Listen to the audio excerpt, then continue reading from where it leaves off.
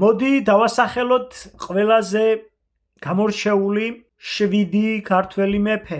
მე-7 ადგილი რასაკვირველია ბაგრატ მესამე ერთიანი საქართველოს პირველი მეფე და გამაერთიანებელი ყოველი ქართული კუთხის.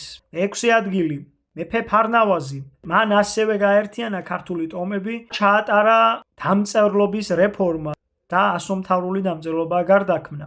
ნომერი 5 მეფე ვახტანგ გორგასალი.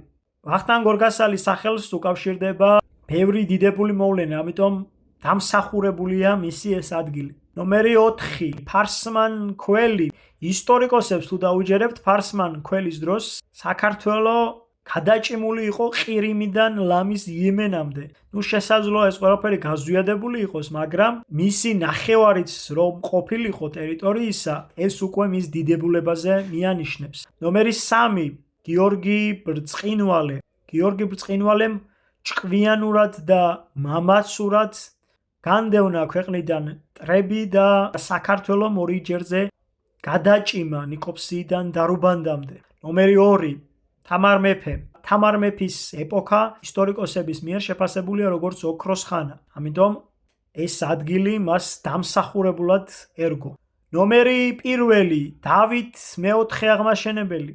დავით მეოთხე აღმაშენებელი საქართველოს ისტორიაში ყველაზე დიდებული მეფეა, ჩემი აზრით.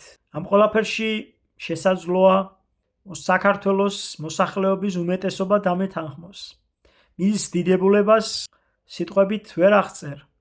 მას მრავალი რეფორმა აქვს ჩატარებული და მრავალი მტკივნეული გადაწყვეტილება აქვს მათ შორის მიღებული.